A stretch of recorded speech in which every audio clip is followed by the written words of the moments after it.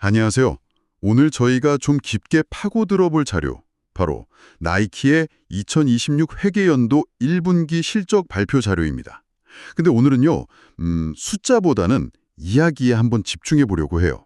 특히 새로 부임한 CEO 엘리엇 힐의 기조연설, 바로 이 부분만 파고들어서 나이키의 컴백 전략이 과연 뭔지, 그 본질을 한번 뜯어보겠습니다.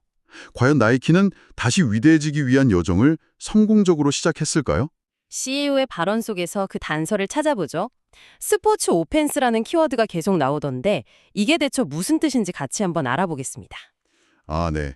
사실 이런 실적 발표에서 CEO의 첫 기조연설은 단순한 발표 이상의 의미를 갖죠.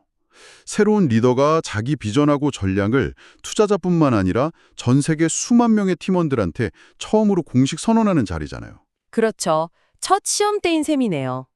네, 여기서 쓰는 단어 하나하나, 문장 하나하나가 그냥 나오는 말이 아니라 뭐랄까 회사의 미래가 걸린 출사표라고 봐야 합니다. 출사표. 아, 그 말이 딱 맞네요. 실제로 연설 시작부터 분위기가 사뭇 다르더라고요. 엘리엇 힐 CEO가 전 세계 팀원들한테 감사를 표하더니 이런 말을 했어요. 나이키의 위대함을 되찾기 위한 여정은 이제 막 시작되었을 뿐입니다. 이 말이요, 그냥 들으면 겸손한 표현 같지만 가만 보면 우리 지금 위기 맞습니다. 이걸 솔직하게 인정하는 거 아닌가요? 정확히 보셨습니다. 이건 단순한 수사가 아니고요. 아주 고도로 계산된 전략적 커뮤니케이션이죠. 아, 계산된 거군요. 네. 일단 현실을 인정하면서 외부 투자자들한테는 상황 파악 제대로 하고 있다는 신뢰를 주고 또 내부 직원들한테는 이제부터 진짜 시작이다. 이런 공감대랑 긴장감을 동시에 형성하는 겁니다. 그렇군요. 그리고 문제를 인정한 다음에 바로 지난 10일간의 Win Now 액션을 통해 이룬 성과들을 제시하잖아요. 네, 맞아요. 러닝이나 북미 쪽에서 성과가 있었다고. 그렇죠. 러닝, 북미, 도매 파트너 이렇게 구체적으로 언급하면서 우리가 마냥 주저앉아 있지만은 않았다. 이걸 딱 보여주는 거죠. 그러니까 일단 우리가 위기다 인정한 다음에 그래도 작은 성공들은 만들어내고 있다. 이렇게 보여주는 거군요. 그리고 그 작은 성공을 회사 전체로 확산시킬 핵심 전략이 바로 그 스포츠 오펜스라는 거고요. 이게 정확히 뭔가요? 그냥 부서 이름을 스포츠 종목별로 바꾸는 거, 그 이상일 것 같은데요? 물론이죠. 이건 뭐 단순히 조직 도상의 변화가 아닙니다. 회사의 운영체제 자체를 바꾸는 것에 훨씬 가깝다고 봐야 해요. 운영체제요? 네. 기존에는 남성, 여성, 아동 같은 그런 인구 통계학적 기준으로 모든 걸 나누고 접근했죠. 근데 스포츠 오펜스는 이 틀을 그냥 완전히 깨부수는 겁니다. 나이키, 조던, 컨버스 이 세 브랜드를 중심으로 그 아래에 나이키 러닝, 나이키 글로벌 풋볼, 나이키 농구 이런 식으로요.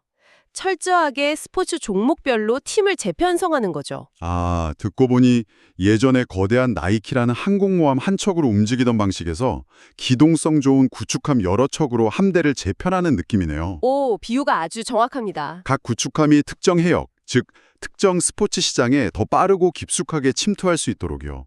CEO가 이걸 실제로 증명한 사례도 들었죠. 네, 바로 뉴욕의 하우스 오브 이노베이션 매장 사례를 들었습니다. 이 전략을 적용해서 매장 공간을 아예 스포츠 종목별로 재설계를 했더니 네, 즉시 두 자릿수 매출 증가가 나타났다고 밝혔죠. 바로요. 네, 이건 단순히 진열을 바꾼 효과가 아니거든요. 고객이 매장에 들어서는 순간 나이키라는 막연한 브랜드가 아니라 나이키 러닝의 세계, 조던 농구의 세계에 완전히 몰입하게 되는 경험을 제공한 겁니다. 아, 경험 자체가 달라지는 거군요. 그렇죠.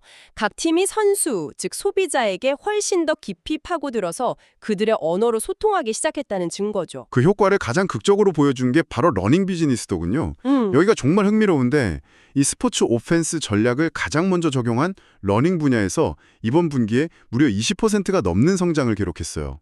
사실 최근 몇 년간 러닝 시장에서 나이키가 꽤 고전하지 않았습니까? 맞습니다. 가장 치열한 전장이었고 경쟁사들한테 점유율을 많이 빼앗겼던 분야죠. 그랬었죠. 그래서 러닝에서의 성공이 더 의미가 큽니다. 결국 러닝 비즈니스는 일종의 파일럿 프로그램이었던 셈이에요. 아, 시험되었군요. 네, 가장 어려운 곳에서 이 새로운 공격 전략이 통하는지를 시험해 본 거죠.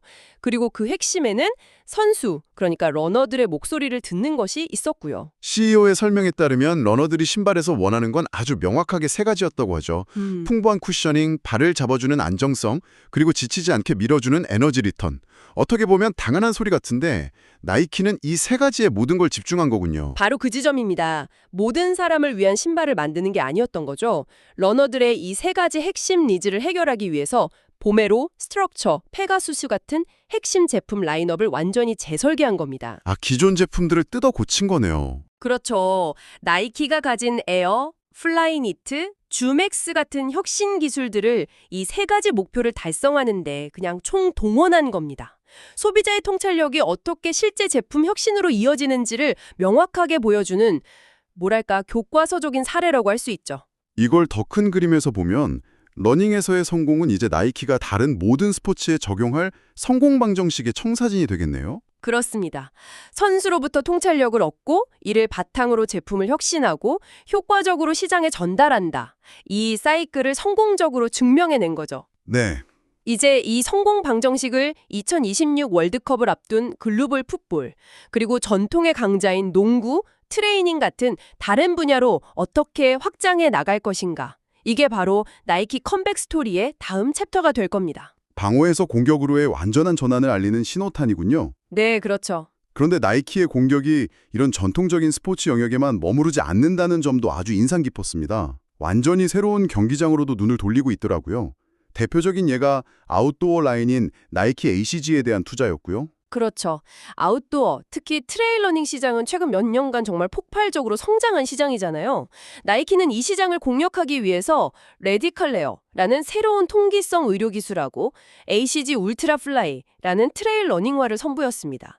그리고 이 기술의 효과를 아주 극적으로 보여주는 스토리텔링도 잊지 않았죠. 아, 그 ACG 소속 선수 캘럽 올슨 이야기 말씀이시죠? 저도 그 대목에서 귀가 번쩍 뜨이더군요. 이 신제품들을 착용하고 웨스턴 스테이츠 100라는 말 그대로 160km를 달리는 지옥의 레이스에서 우승했다는 이야기요. 네, 맞습니다. 심지어 대회 역사상 두 번째로 빠른 기록이었다니 이건 뭐 거의 영화 아닌가요? 이런 이야기가 더해지니까 제품에 대한 신뢰도가 그냥 수직 상승하는 느낌이었습니다. 여기서 주목할 점은 나이키가 단순히 기존 사업의 문제점을 해결하는 그런 수비적인 자세를 넘어서고 있다는 겁니다. 새로운 시장과 새로운 소비자층을 공략하면서 적극적으로 성장의 돌파구를 찾고 있다는 사실이죠. 스스로 경계를 허물고 있네요. 맞습니다. 전통적인 스포츠 브랜드의 경계를 스스로 허물고 있는 거죠. 그리고 정말 예상치 못한 곳에서 한 방을 터뜨립니다. 바로 킴스, SK엠스와의 파트너십이죠. 저는 처음에 이 소식을 듣고 제 눈을 의심했어요. 기능과 퍼포먼스의 상징인 나이키와 셀레브리티자 패션 아이콘인 킴 카다시안의 킴스라니요. 이건 대체 어떤 그림을 그리고 있는 건가요? 정말 의외의 조합처럼 보이는데 사실은 굉장히 전략적인 움직임입니다. 킴스와의 협업은 나이키의 혁신 기술을 완전히 새로운 문화적 코드와 결합하는 시도거든요. 문화적 코드요. 네, 킴스라는 브랜드는 모든 몸은 아름답다는 포용성을 핵심 가치로 내세우잖아요. 여기에 나이키의 퍼포먼스 기술력을 결합해서 운동하는 모든 몸을 위한 최고의 기능성 제품을 만들어내는 거죠. 아, 이건 기존 나이키의 팬뿐만 아니라 완전히 새로운 고객층에게 나이키를 어필할 수 있는 아주 강력한 무기가 될 수 있습니다. 물론 이렇게 장밋빛 전망만 있는 건 아니었습니다. CEO는 넘어야 할 허들, 그러니까 당면 과제들도 아주 명확하고 솔직하게 인정하더군요. 이 부분이 오히려 더 신뢰가 갔어요. 맞습니다. 좋은 이야기만 늘어놓는 리더는 믿기 어렵죠. 그가 인정한 과제는 크게 세 가지였습니다. 첫째, 라이프 스타일 중심의 스포츠웨어 비즈니스가 계속 감소하고 있다는 점. 네. 둘째, 중화권 시장에서 10%의 매출 하락을 겪으면서 구조적인 어려움에 직면했다는 점. 그리고 마지막이 나이키 디지털이었습니다. 바로 그 스포츠웨어 감소가 흥미롭네요. 이게 바로 스포츠 오펜스 전략이 왜 필요한지를 역설적으로 보여주는 데이터 아닌가요? 정확합니다. 그 대비가 모든 것을 말해주죠. 방향성을 잃은 기존의 라이프스타일 스포츠웨어는 고전하고 있는데 철저히 종목과 선수에 집중한 러닝 비즈니스는 폭발적으로 성장했잖아요. 아, 그러네요. 왜 본질로 돌아가야 하는지를 실적이 증명하고 있는 셈입니다. 그리고 마지막 과제였던 나이키 디지털. 브랜드 가치를 지키기 위해서 의도적으로 프로모션을 줄였더니 자연 유입 트래픽이 둔화되었다고 했죠? 잠시만요. 그건 좀 이상하게 들리는데요? 할인을 줄여서 프리미엄 이미지를 지키는 건 좋은데 사람들이 아예 찾아오질 않으면 결국 매출이 줄어드는 거 아닌가요? 이게 단기적인 고통이라고는 하지만 자칫 잘못하면 장기적인 독이 될 수도 있는 거 아닌지 궁금하네요. 아주 날카로운 지적입니다. 실제로 많은 브랜드가 그 딜레마에 빠지죠. 이건 일종의 성장통이라고 봐야 합니다. 지난 몇 년간 시장 전체가 무분별한 할인 경쟁에 빠져들면서 브랜드 가치가 많이 훼손됐어요. 그렇죠. 나이키는 이 고리를 끊고 싶어 하는 겁니다.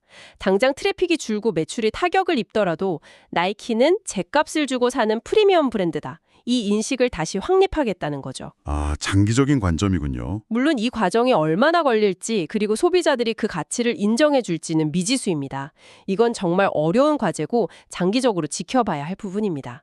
중화권 문제도 마찬가지고요. 단순히 글로벌 전략을 이식하는 걸 넘어서 현지 시장의 복잡한 변화에 훨씬 더 기민하게 대응해야 하는 숙제를 안고 있죠. 자, 오늘 이야기를 정리해 보겠습니다. 결론적으로 나이키는 스포츠라는 자신들의 본질로 돌아가서 선수 중심의 통찰력과 혁신에 모든 것을 거는 거대한 승부수를 띄웠습니다. 스포츠 오펜스라는 전략은 단순히 마케팅 구호를 바꾸는 차원이 아니라 거대한 항공모함 같은 회사 전체를 날렵한 구축함 함대는 재편성하는 그야말로 회사의 운영체제를 바꾸는 작업이네요. 맞습니다. CEO는 연설 말미에 팀에 대한 강한 자신감과 믿음을 여러 번 강조했죠.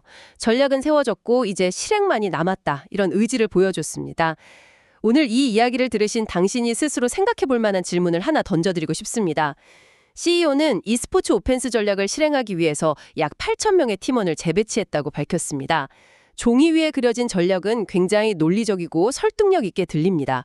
하지만 나이키와 같이 거대하고 성공적인 글로벌 조직이 과연 수십 년간 굳어진 관료주의와 업무 방식을 깨고 수많은 직원들을 작고 민첩한 팀처럼 움직이게 만들 수 있을까요?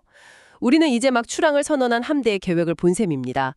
이 스포츠 오펜스라는 공격 편대가 과연 조직 내부에 보이지 않는 벽을 넘어 성공적인 공격으로 이어질 수 있을지 그 실행 과정을 지켜보는 것이 앞으로 가장 흥미로운 관전 포인트가 될 것 같습니다.